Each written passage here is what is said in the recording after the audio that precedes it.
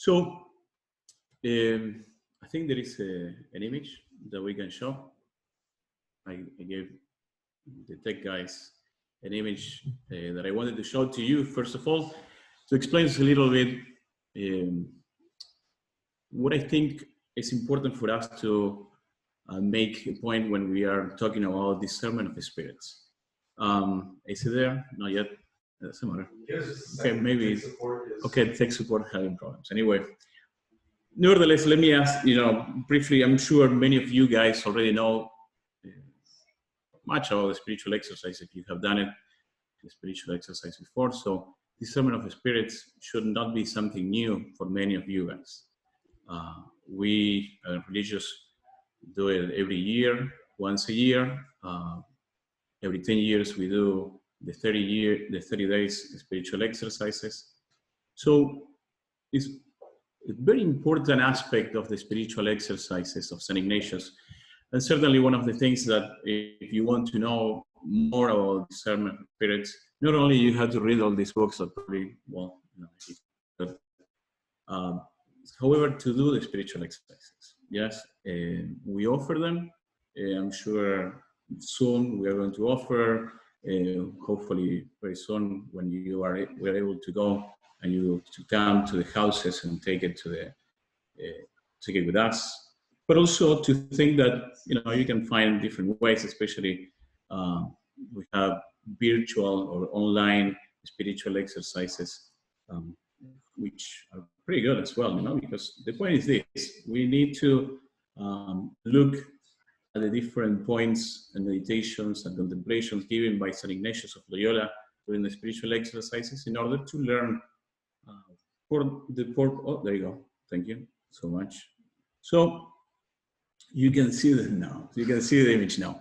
And I think it will really help us for the talk, not to understand. They can see it? Yes. Okay. So this is an image, a very particular image. I was talking to Father and to the rest of the brothers here, that this image is not a very common one to see it. Now we have, this is the first time that I encounter the image. The image is very particular because it has many details that are interesting to understand better St. Ignatius and the spiritual exercises. If you see in the image is St. Ignatius, okay? And St. Ignatius is holding in very strongly, one of his hands, standard, yes? And it's not any kind of a standard, it's not any kind of flag, but it's a very particular flag. And it's the standard of Christ the King, yes? Christ the King, it's, if you have done spiritual exercises, it is part of two meditations in the spiritual exercise. The first one is during the second week of the spiritual exercises, that the second week starts with this meditation in regards to a call from the king. And he makes a distinction between a worldly king or an earthly king, yes? So he gives us an idea of how it should be this king, a good king who calls everybody to follow him, to be victorious and to go for in their life. And the second is to meditate and to contemplate a similar story, but now put ourselves with that great ideal, which is Christ the King. So St. Ignatius is looking for us to, you remember when Mother Faith was talking about the ideal? Well, that's what St. Ignatius brings into consideration when we look at two of these meditations. I mean, he does in the whole spiritual exercises, looking at this aspect of the following of Christ and the imitation of Christ. That's why the spiritual exercise, you will see this. If you do the spiritual exercises, the talks and the meditations and the contemplations are pretty much the talks that we have been looking at during these days. And if you, just briefly, I know that this is a short talk, and also we have many things to talk in regards to the rules of the spiritual exercises, but if you if we take apart the spiritual exercises, we see the first thing that we do is to understand the reason of our creation, what is called the principle of foundation. And second, what right away St. Ignatius does is to seek to purify from all that which doesn't belong to God. Yes, everything that is disorder shouldn't be there, sin. And so it's very important, because actually I think Father Christopher, in certain way, he spoke about this yesterday, and he will speak about this in the last talk. Yes. So a true need of purification in order for you to be, and many of the things that we already seen, virtuous, to understand the passions, yes, and to have, this ideal as deeply in our hearts, a strong desire. No, perfect. Yeah, that's good. So, and the second aspect, so the purification, no, an essential aspect, which even if an author gives us this consideration in one of his books. He says the spiritual exercise has much of what he says catharsis, and I will explain what the word catharsis means. Catharsis means to purify, to put into a channel your life. So he explains this and brings into consideration why the spiritual exercise is so important in order to do this. Why? Because he brings in first the sinful nature, understand our fallen nature, what is our sin, what is our imperfection, and then after seeing very clearly this, he presents this king that we had to follow. Now the ideal. And how he does this? First of all, because he wants us to follow him, and he presents in many different aspects this presentation. No, I mean, and particularly, as I said, the standard of Christ. And so he gives even the way that Christ calls, this king calls, and he gives a sermon. And he gives three points very important for us to follow Christ, to follow this king, which is the standard of Christ, which is, as the image implies, this is ad majorem gloriam Dei. And you can see one of the things that appears on top is a monogram, which is the Cairo, which means Christ. And so we know that he is the standard, is the standard of Christ. And St. Ignatius is holding very, very strongly this image. And certainly when we see this, we have to understand that this is the way that we have to live our life, holding the standard of Christ always. Then there is something characteristic of the image, which is two things that also hold my attention. First of all, we can go and see the image of the arms that you see, a helmet, and probably you cannot see very well. There is a sword, yes, and so if you know a little bit the history of St. Ignatius of Loyola, he was a soldier, yes, he was a soldier, and actually after the battle, he, in this process of discernment, reading books about saints, he found that he wanted to give his life completely to them. Yes, and this took much of discernment, and that's why the image also has St. Ignatius really in a position that is very clear to us what he's doing. He's putting his hand on his chin. Yes, in a way, he's focusing on something that is important. In a way, he's praying, he's examining, he's discerning, and this is what really the spiritual exercise do to us. It's a time to pray, to examine ourselves, to discern correctly. So St. Ignatius does this to us. Now, you can ask yourself, is it something new, what he says? Is only St. Ignatius speaking about this? Why no one else has spoken about this? And it is, okay, well, probably they have done it. It doesn't mean that we have not in other spiritual masters the same considerations in our spiritual life. The way that he does it the way that he presented, the style, is what is so important for us. Yes, and something that we should learn, certainly. Why? Because it's true. In spiritual life, we had to live it. And in order for us to learn, we need to live in concrete ways, experience it. Now we need to understand and also use these principles, which is from people who had experience already this, who has prayed much about it. I mean, in fact, it is in that cave in Manresa where he began to look at this very clear in his mind. The Holy Spirit has moved him to consider and to understand how God moves the hearts of men. Okay? So now the consideration of the discernment of the Spirit, and I was thinking, so it's very clear what Father wanted me to do. Look at the rules. If I repeat them just to repeat it, you can do it by yourself, really. I mean, you just can go to the book and read them. I mean, I'm not going to just do that. But I want you to give an explanation, because sometimes it helps us to understand clear, especially that the way that is presented is through a language that sometimes is not too familiar for us. And so to spend time on looking at this type of discernment.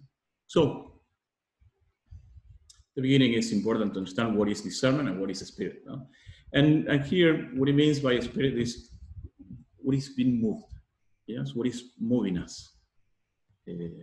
And this is really what St. Ignatius says in regards to what is a spirit. That's not necessarily if it is, an angel, but the actual motions and movements, the experiences that we have in our soul, such as he gives names like consolations, joy, sadness, faith, hope, charity, even desperation, hopelessness.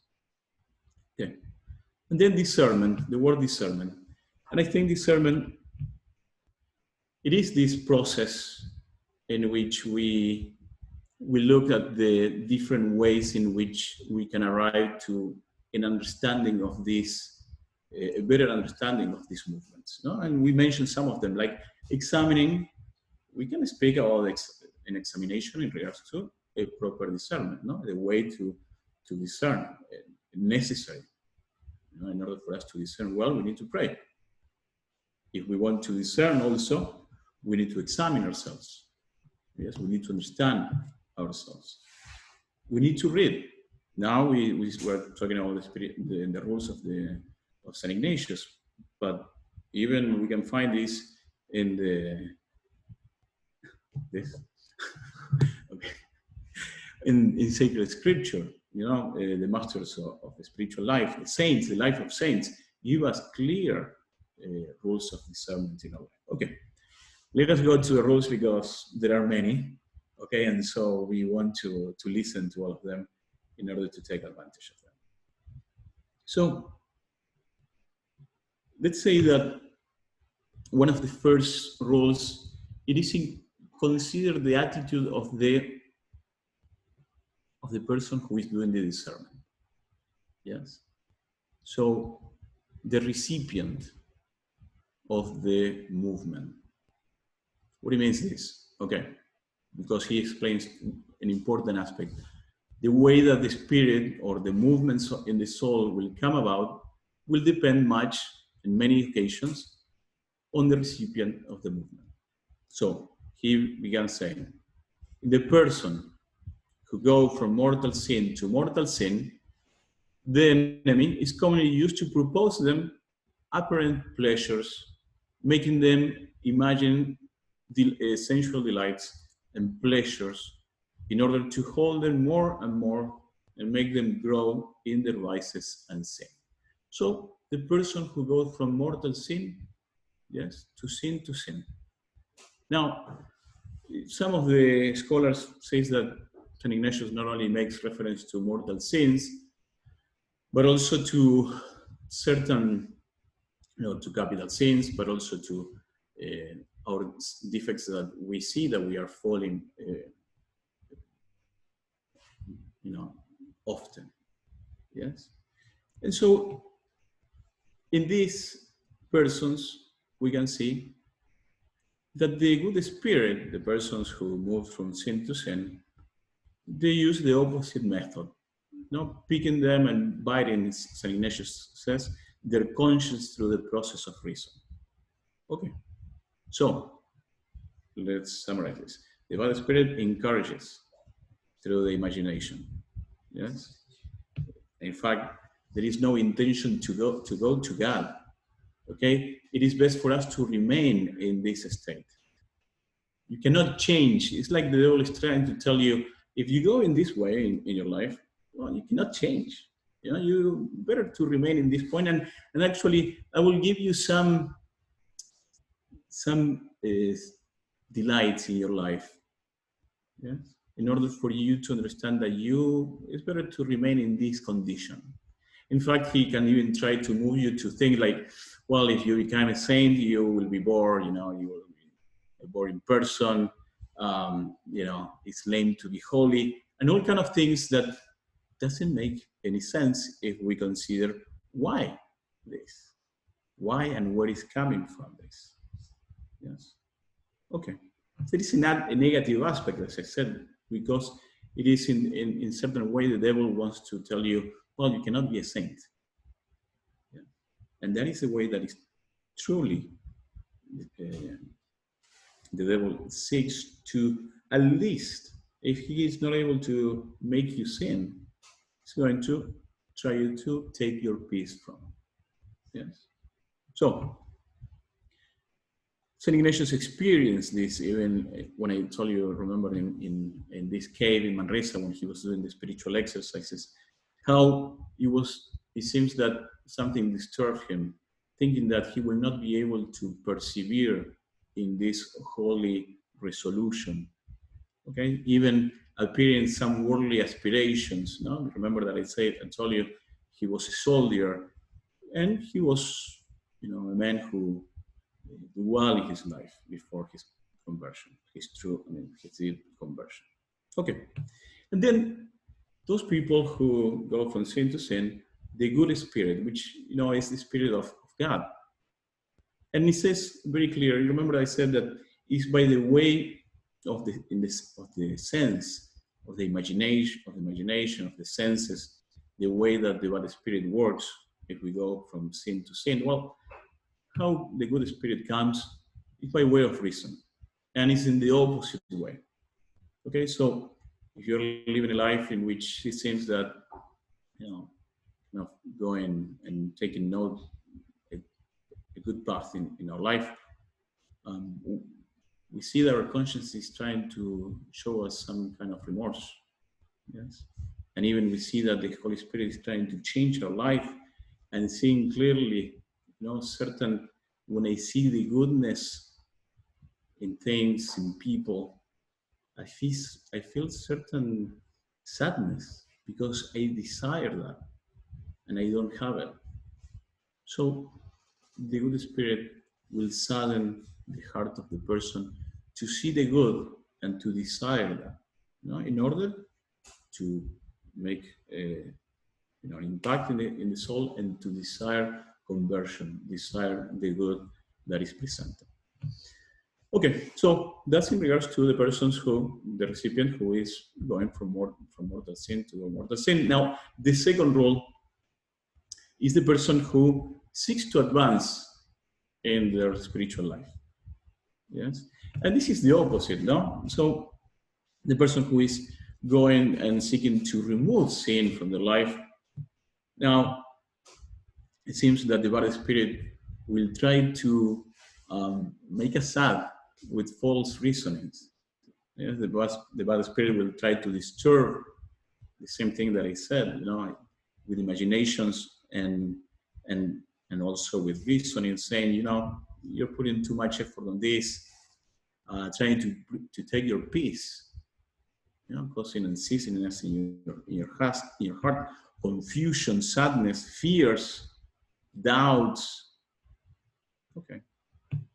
So this is the way that the devil works, and probably we should think that we are in this position, you know, because the devil wants you to take out you from being not a virtuous person, not to do good, to see that you cannot, you know, fulfill what you promised to God in regards to not committing sin. So even to make you, you know, to have certain fears of the future life, of the possibility for us to accomplish this holiness in our life.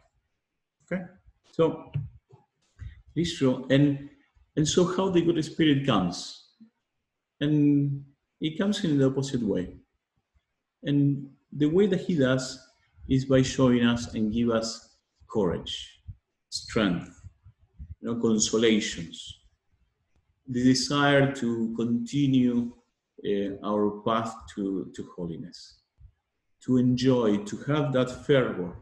This is the way that God does, and how he moves the hearts of those who are seeking to be holy, to seek Christ, to live with Christ. The third role of the spiritual exercises is more like anything is a definition, because he presents two things that are important for us, for discernment of the spirits. And that is two words, consolations and desolations.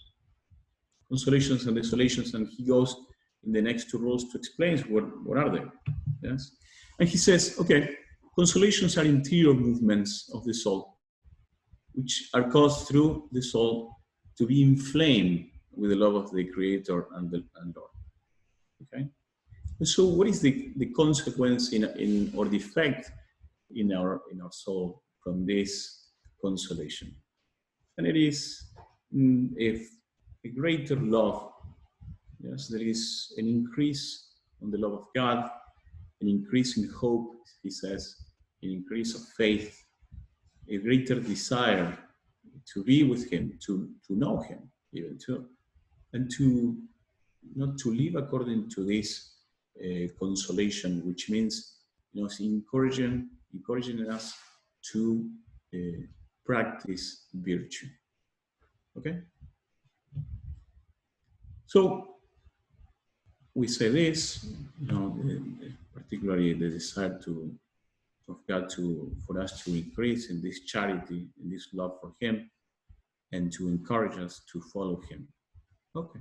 So this is the way that consolation works, and that's the way that we should understand consolations when they come. And it is something given by God. And that is an essential aspect also of what we have to consider in regards to consolations and discernment. It comes from God. It is not something, and we'll see later some of the applications of these rules in order to understand why and how it comes. Okay. The fourth rule, desolations of that are coming from different causes, and he will explain later. But what it is, first of all, the definition is that is darkness in our soul, disturbance in our soul. Yes, it's a movement that it leads us to earthly things. Yes, to take out our peace.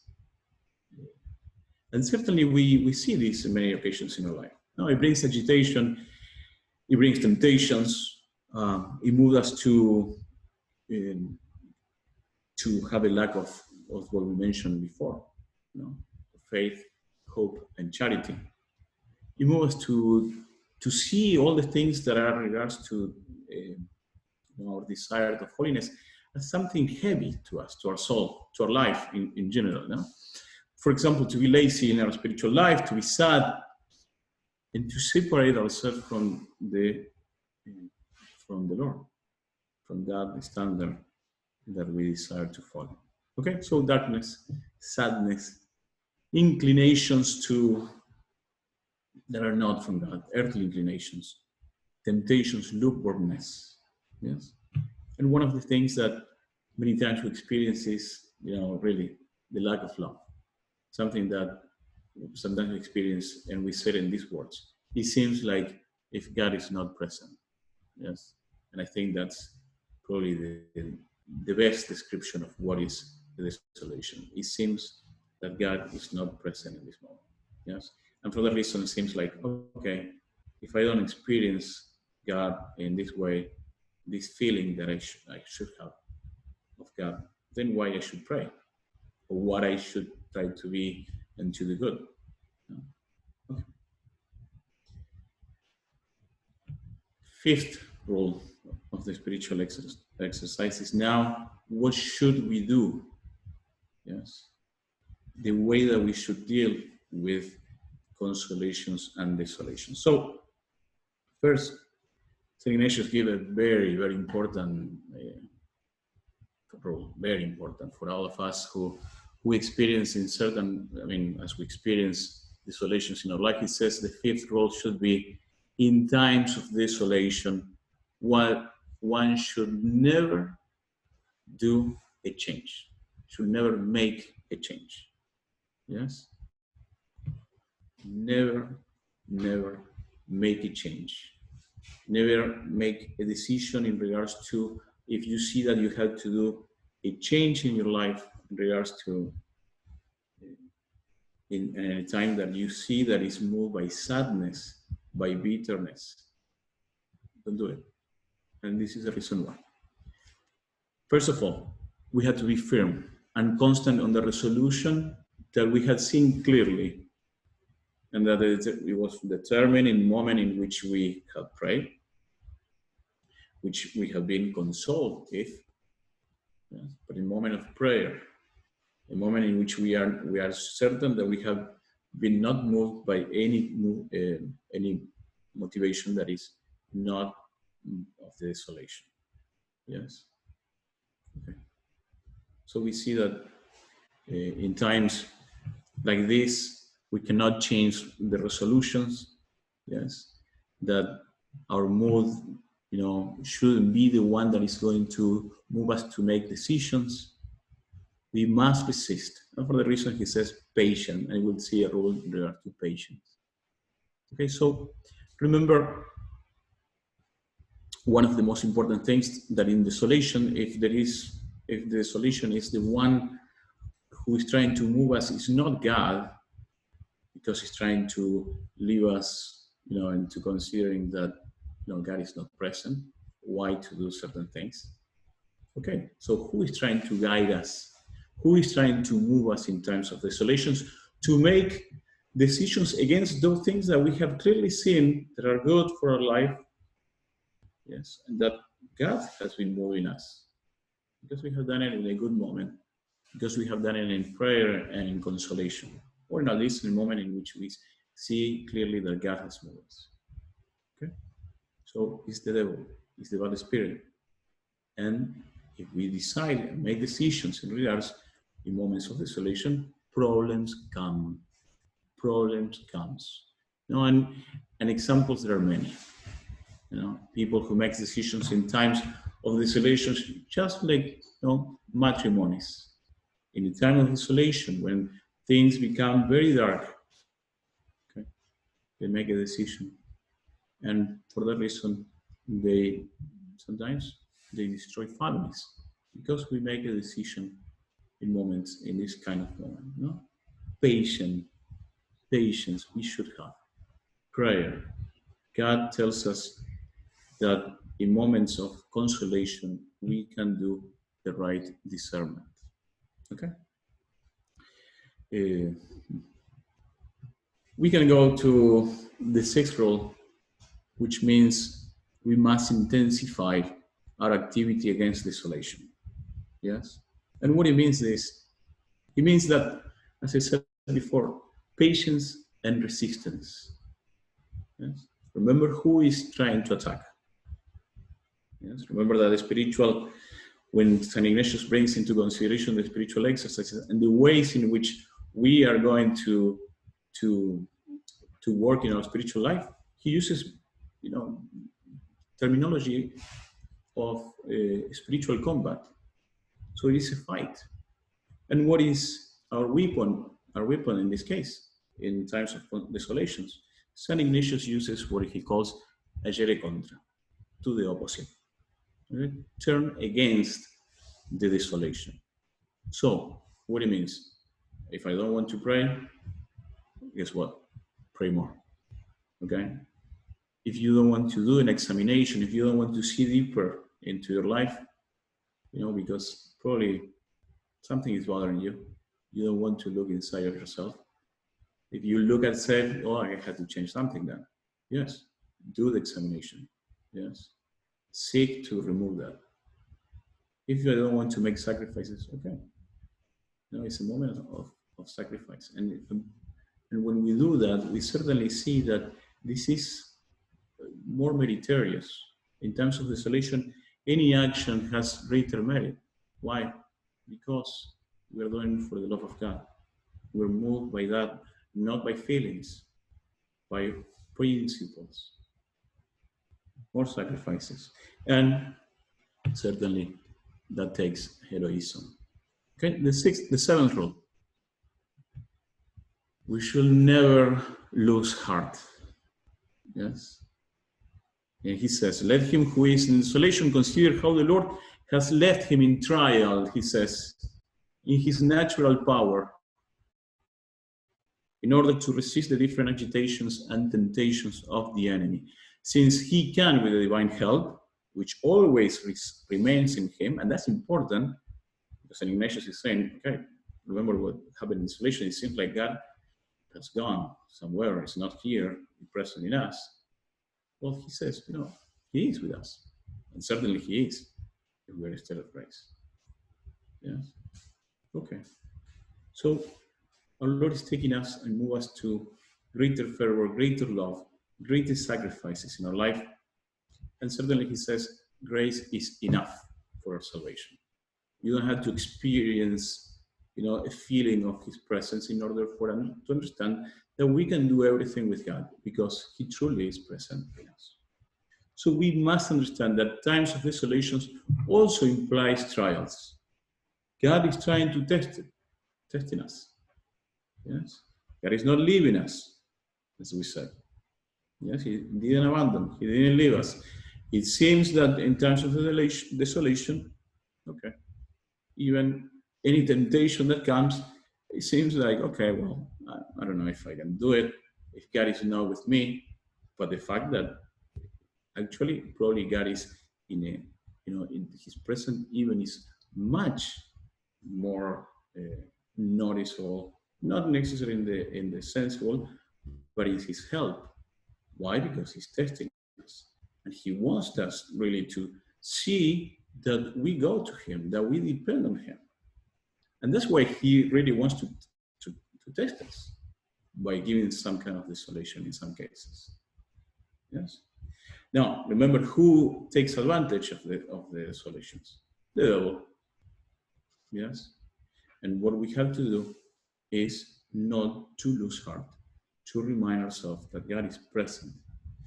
One of the examples that it came to my mind, because I think it has been known, for the last probably 10 years after Mother Teresa passed away, is the example of Mother Teresa, who, she describes that she had this experience of, not a feeling of, as we say, darkness, of experiencing or not experiencing the presence of God through feelings. Yes, even to the point that she says, it seems that I will become crazy. That's what she said. Why? Because she was so strong. The suffering that she was experiencing, the trials that she had to go through. But she remained faithful in these trials. And truly, we can say, if you see Mother Teresa and what she did, you seem like, oh, well, she probably, she had like the greatest experience of God. That's why she was able to do so much. She loved so much God. Yes, she did. For that reason, she did everything, but she didn't experience. She expressed this. And even what I said, I will become crazy. Desolations, such as also the moment of the Passion of Christ. In which what happened in the Passion? Everybody ran away. Complete desolation. Well, what happened? And we can see this. What happened really after the resurrection is is truly the consolation once again of the presence of God and the way that he presented himself.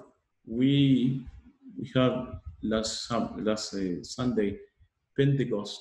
We celebrate the Pentecost, and truly we see this in the way that Christ presented himself to the apostles, saying, peace, and that also brought joy to the apostles. Clear signs of the consolation of the presence of God. But the desolation that I experienced in the Passion of Christ also means, represented by the sadness, the bitterness, and even the decision of, okay, let's get out of here. And even during the time until he appeared to them, you can still experience the same desolation. The disciples of Emmaus who were going in a very, downcast experience in their life, very sad, what happened, etc., etc. All right. So bringing peace and joy in our life. The eighth rule, patience, fortitude. Yes, patience, please. It's important. And St. Ignatius brings once again, not only the aspect of the trial, once again, God is trying to give us, to encourage us, to understand that desolations, and for 40 years, certainly, I don't think we'll be experiencing the same as Mother Teresa. If we do that, probably he will have to give us a humongous grace for us to be able to persevere in our life. If not, it will be, I don't know. I'm not sure. If I experience just one, 1 year or even 1 month or 1 week, probably it will be pretty bad. Nevertheless, to understand that he's always present and that patience is necessary. It is necessary. Yes, if we want to fight this, we need to understand that he's going to come back, that the desolations will come back. Yes, God is present. And even though it seems the sun has been covered, we know that the sun is coming out again. Yes, the clouds will come out. Yes, and the sun will come again. And this is the experience of the patience that we have to have. The fervor will come back. Prayer will come back. We have to remind ourselves that this love that we experience for God, it is not something that will last forever. Patience. The ninth rule, and we can go on forever, sorry. There are 3 principal reasons why we had to find ourselves desolate. And he says, okay, maybe, truly we can see that trials is one of the causes, but also don't think that this is the only reason.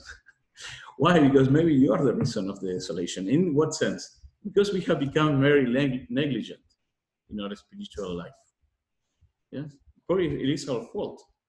Okay, we began to, not to do our spiritual, our prayers. Our spiritual life has become, very remote. We're trying to do other things that distract us. Okay, and even allowing certain imperfections in our life to come. Venial sins. Maybe we're not doing mortal sins yet, understand this because it's important too. Because desolations can come from you because of that aspect, because you are not being faithful. Me too, because we're not being faithful. So I'm not well disposed to pray. Therefore, the trial can come because of us. Not because God sent it. God allows it, certainly. But the trial maybe is because I am not putting the effort. I'm not disposing myself in the right way. There is, of course, a solution to this, and it's that we have to begin to remind ourselves and to consider what it means, like the second, the third, the fourth conversion in our life. When we see that, okay, in our life we need to do some change. Okay, well, yes, and maybe that's why I'm entering into desolation. Yes, that lack of faith, that lack of hope, of charity towards God. The second reason to try us, as we said, and how much we are, and how much we let ourselves out in his service and praise without such pay of consolation and great graces. So we need consolations in order to continue our spiritual life. At least we need the presence, the presence of God. And certainly, what he's trying to say is, well, in order for you to really understand that it is me, the one who gives you what you need in order to continue persevering in your life, in your resolutions, in your holiness. Okay, it is because God is the one who is giving us what is necessary in order to continue in our way to holiness. And the third, to give us true acquaintance of knowledge that we may interiorly feel that it is not ours to get or keep great devotion, intense love, tears of spiritual life, but all that is a gift and grace of our Lord. Okay, so we don't enter into some kind of pride or vain glory attributing us this devotion or how virtuous, how good, how perfect I am. Yes, or that because we are in consolation, because it has been done thanks to how great I am. And it's not true. In order to humble us, to make us understand that is him, the one that we need in order to be consoled and to live in holiness. Yes, humility. Okay, brief story that that it was very interesting to clarify, in order to clarify this point. It says that the parents of Saint Teresa of Lisieux, the child Jesus, were prudent enough to not to try to tell her how pretty she was when she was a child. Interesting. That doesn't mean that parents shouldn't say to their nice things to their kids. Now, it's interesting that the parents didn't want to put it in, at least to try to help her to understand that they shouldn't fall into some kind of defect like vainglory. So, in a certain way, God is doing this. He's trying to humble us, to show us who we really are, of our weaknesses, of our limitation, of our sinfulness. Okay. Let's continue because I think it's time. So what to do in consolation? The rule number 10 says, let him who is in consolation think how will be in desolation, which will come after, taking new strength for them. Okay, so consolation and desolations are good signs. Yes, even though I said, desolations are moments in which you experience this lack of faith, hope, and charity. However, the reality is that also it's a trial, to remind us of the necessity for us to humble ourselves. To understand that if we have them, is not in order to freak out, but to be, to understand that the consolations are coming from God, and that He is our strength, and that during desolations we got to be in guard. I mean, think about the same way what happened to the apostles in one table. They saw, in order for them to remember this, in order to enter into the passion. Well, you see what happened, no? They disappear. Yeah? And the point is also this, to think about it when you are in times of consolation. Because instead of thinking Peter, what he did, he started thinking, oh, this is great, let's do some tents, 3 tents, and he forgot about the experience of the glory of God. So if we don't do this in times of consolation, if we don't see really, the importance of the consolation that is brought, the experience of God, the glory of God in our soul, well, truly we're going to miss the point. And probably in desolations will be very difficult, like on the time of the Passion. I think Father is going to cut the cables. And so very briefly, very briefly, I'll go and say, if I am consoled, let's see some considerations in regards to consolation and desolations. If I am consoled, be humble. If you understand that you are in a moment of consolation, you see clearly that God is moving you towards Him, that you can pray, that virtues are flowing out from your life, that you can go through obstacles, and that are very easy. Problems are not really something that you cannot go through in your daily life, that you can forgive other persons. Okay, perfect. Take strength in this moment, because desolations might come, and very soon. Yes. Why? In order to once again to try to, as a trial, in order to humble us, because we don't deserve even all this consolation. No, it's a gift. So I should keep it in my heart. I should keep it in my heart. Yes. Okay, so some application also in regards to, and I think this is the end, because truly I think next time Father is going to turn off the light, and then some application, yeah, I think he's starting. You see? Okay, so one of the biggest issues with desolation is fear.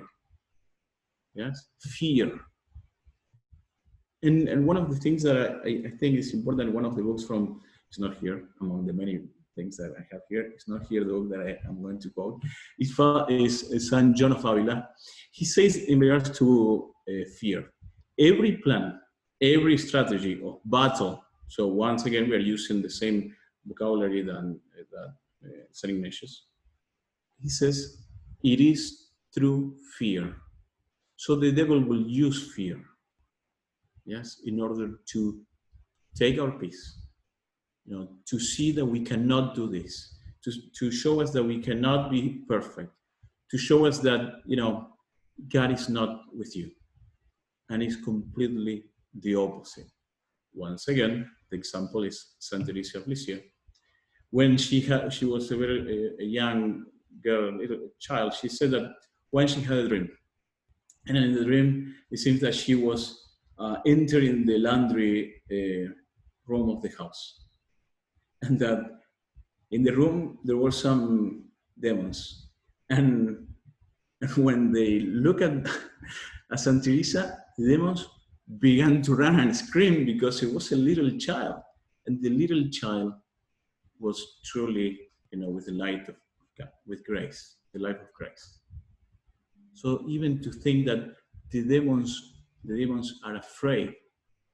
The demons are afraid of the souls who are in a state of grace. Yes, fear should not be that which moves us.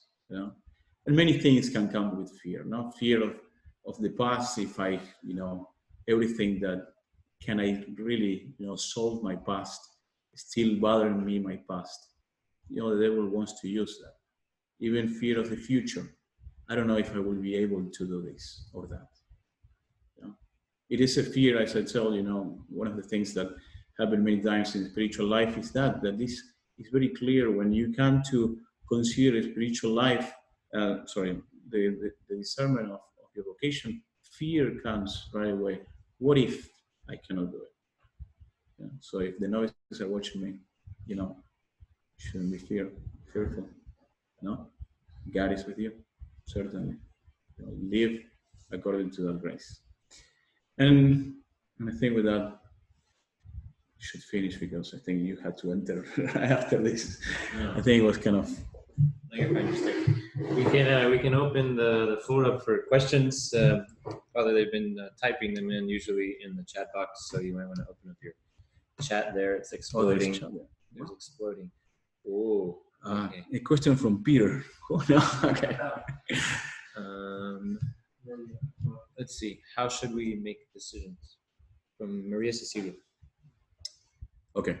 How should we do decisions? I mean, certainly we had to look at these rules, what we mentioned, no? Decisions, depending on what is your decisions, no? I mean, there are many decisions in life. if you want to choose a career, if you want to choose a vocation, certainly, I mean, this will be something that it will, vary of importance in regards to that decision that we had to make. But discernment is, as we mentioned, prayer, to see what is the Spirit coming from. Are these clear things to us? The movements that we experience in our life. Why? To understand clearly what is coming from. Examining those thoughts and also, the movements of the Spirit. What about time-sensitive decisions, especially when you're in desolation? In terms of desolation, don't change. Okay. Yeah, that's very clear. Yeah. And I think St. Ignatius is very strong. I mean, when he gives that rule is, don't change. And sometimes, even in moments in which we had to make those decisions, think about our Lord. When the most important moments of his life will come, what he will do? Remove himself, from the crowd. Go and pray. Yes. And necessarily we have to listen God from that perspective. And what is the good for my soul? First of all, what is the best for my soul, for my sanctification? So when in desolation, don't make a decision. Don't make a decision. Yes. When we're out of desolation, we need to make sure that I'm working first and foremost for God's glory and for His will. I got to be detached. I have to reach that indifference. Yes. And when it comes time to make the decision, I need to talk about it with somebody else. I need to get a perspective. Yes, and that is one of the points that he says. I couldn't go to all the rules because of time, but he says, one of the things that are very important in regards to the rules, he says, discernment many times, it is necessary to be open to someone. And that someone means, because if the devil wants to try you to make you, to lie to you or to bring some consideration that is not proper from him, if you open yourself to someone, especially as we probably mentioned many times in spiritual direction or your confessor, that becomes very clear what is coming from that motion. So it's true, detachment.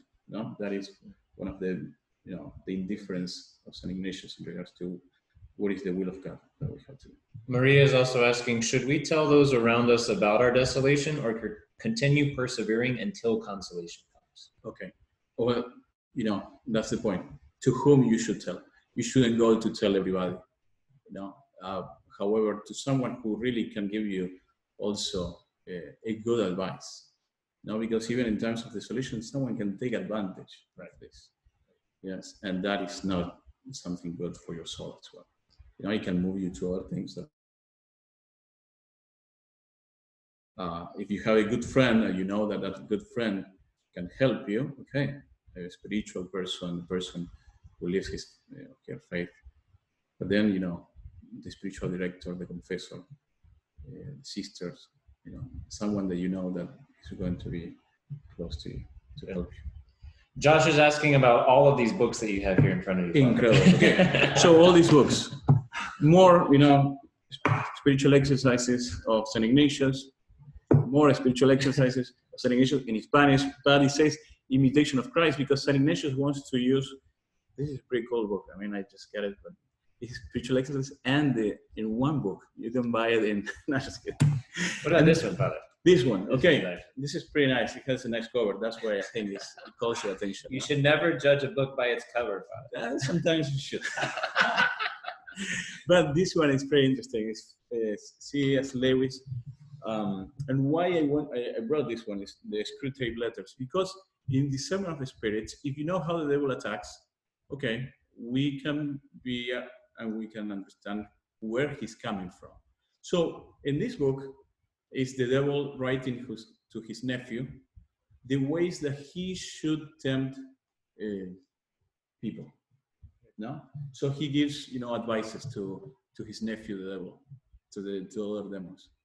So it's pretty interesting how he presents them because in order for us to understand how the devil comes, yes, and also to be aware in order to put resistance, we need to know him. There is another rules, that we just missed, but I think it's into considering. But do the spiritual exercise, and you will know more about it. You know, then, Father, I think, you know, since yes. there's a lot of good books here, but the ones that also support us, what about these? Exactly. This is, please, be impressed by them. No. This is from us.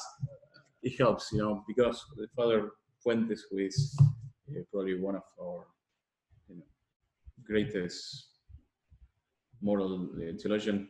Best minds, let's just put that, one of our best minds. Yeah. He works practical. Really. Exactly, very practical, and also give us these considerations in regards how to discern properly into different kind of spiritual matters in our life, such as I think Father talked about in regards to the experience of the Father, also in regards to the desire for greatness.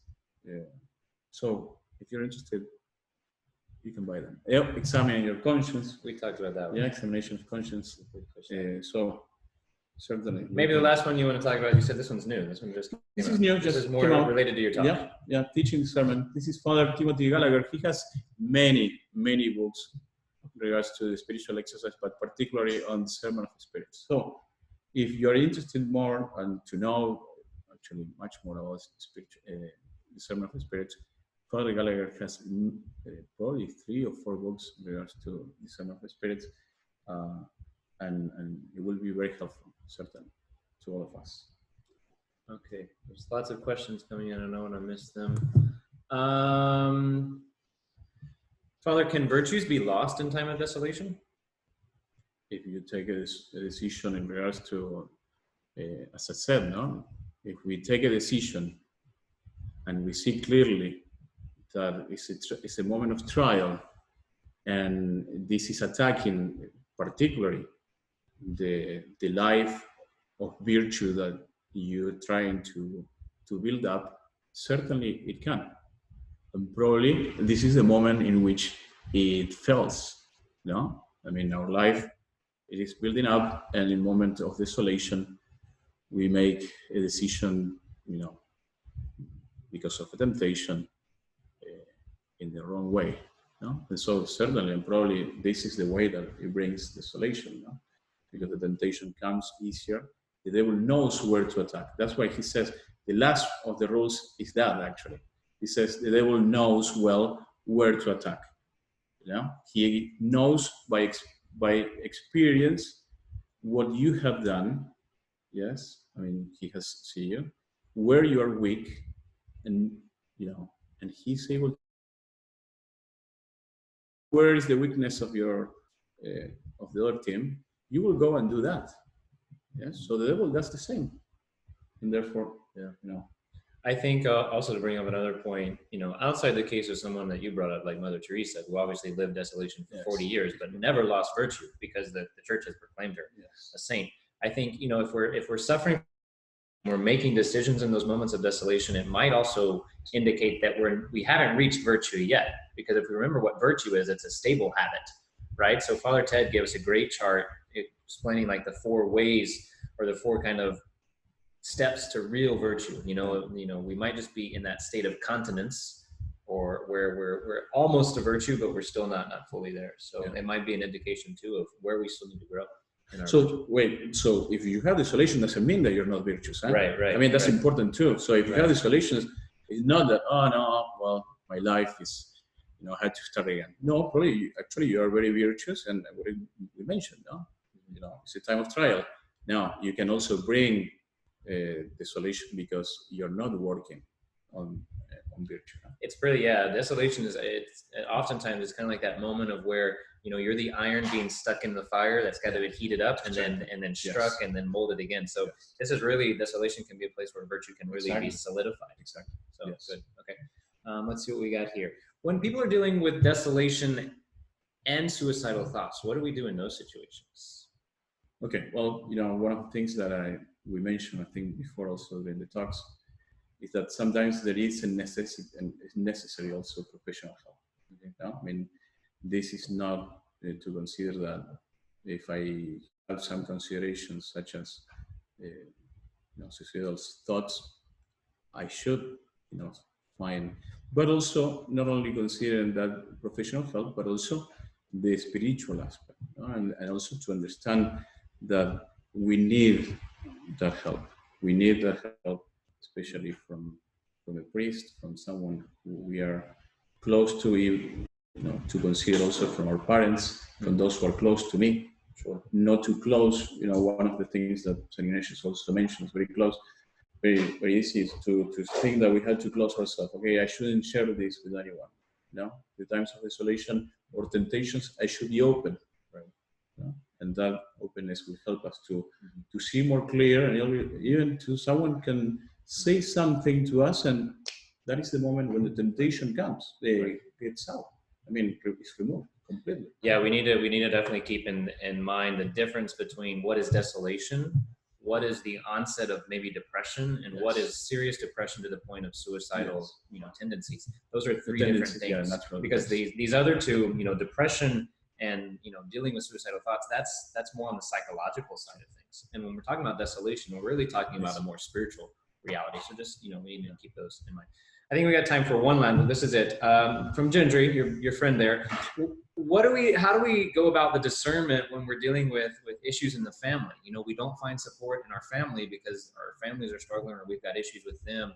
How do we carry out the discernment of spirits, he's saying, in the midst of family problems at home? The devil tries to, seem like he's intervening. And so how can I stop him and help my family, how do we get support? Yes. When we don't have the support from families, sometimes it's very hard for us to not be able to, to share something as, our spiritual life, something that we are rooted very deeply, and that certainly is a moment in which we find a trial in our life. However, in moments like this, we can think about the mother of St. Augustine, who she clearly didn't have the support from her husband nor from St. Augustine, and she persevered. She persevered in prayer, in being faithful and truthful to what she believed, but prayer and to consider that you continue. You are also an example for them, and also to consider that God's grace, God will listen to this. Sure, absolutely. Well, Father Mariano, thank you so much for joining us. Thank you so much. Excellent. So, no problem. No, that was great. We needed all of those rules, and it gave us plenty to chew on, plenty to read now. This is for you. Yeah. We're going to take about a 10-minute break, so we'll meet back here at 6:20 for the final talk with yours truly right here. I'm going to be changing things up, so if you're hoping for a talk on purity of heart, I'm going to throw you a curveball. So yeah, I'm fun like that. And then we're going to have the closing entertainment. So meet back here, 6:20. See you.